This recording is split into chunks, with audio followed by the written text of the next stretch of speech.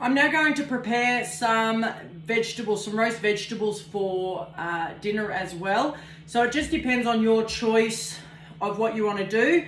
I'm cleaning out the fridge. I'm having sweet potato, parsnip, which I grew in the garden, and I have so many of them, so I need to get rid of some, and also some frozen Brussels sprouts. Everyone sort of hates them because you've got to peel them, etc., but there's some really good frozen ones and they roast really nicely. So first of all, standard, just peel your vegetables, nothing exciting.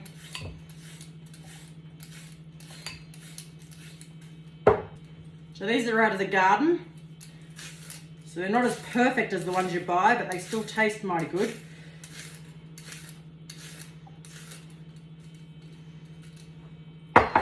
If you actually put the parsnip on the bench, and you can then peel the tails of them without losing your fingers, just rotate them and you'll peel the tail.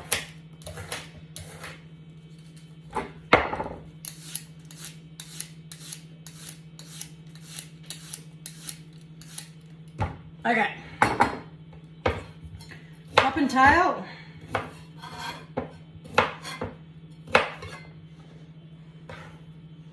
Now this is all about how quickly do you want these to cook.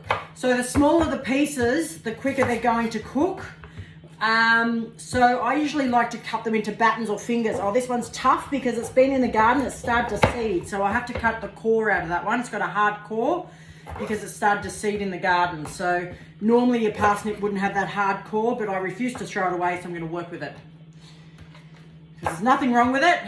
So yeah. So I'm cutting them into, again, I have a tray with a bit of baking paper on it to make life easier. Cutting them into fingers. So this piece here, I'll just cut it down the center and cut it into 4, so I end up with 4 fingers. Like so. Throwing them away. Oh, this is my hard one. So if you do have a woody parsnip, you just cut around the center. The center of it's all woody, but the edges still taste all right. And then I just throw away the center and still get some chips off the outside. See, that's waste because you can sort of see it's a really hard core, so you can't use it, but you've got fingers off the edge. I can't get much off the bottom. That's all right.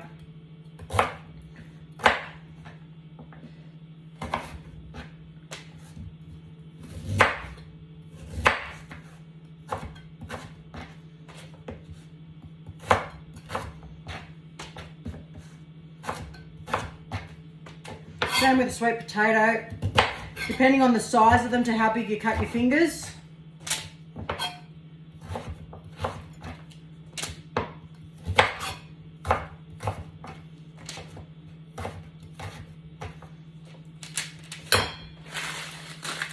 My bag of Brussels sprouts, which you'll find in most supermarkets.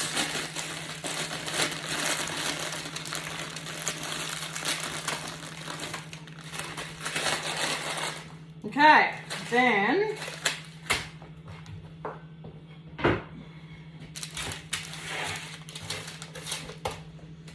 again, this is to flavour. Salt and pepper to your choice. I love my pepper, so I put a fair bit on there, but not everyone does, so whatever you want on there. Salt.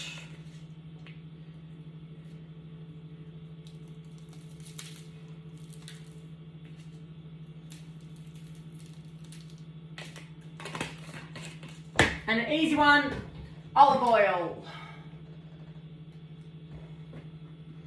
So we're putting a couple of tablespoons of olive oil on there. You're just trying to coat them so they go nice and crispy and it gives them flavour, colour and moisture.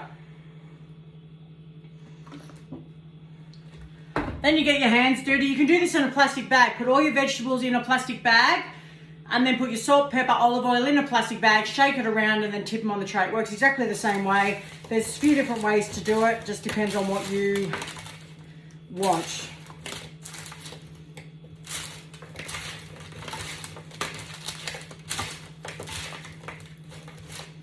Okay, spread them out there so they're flat on the tray so the heat gets to them evenly, and then stick those in the oven for about half an hour and you will get it right. So start your rissoles, if they're bigger rissoles, start your rissoles off, set a timer for about 10 or so minutes, and then when they are ready, come along and then put your veggies in for the last half an hour. All right, I'll show you more when it's ready.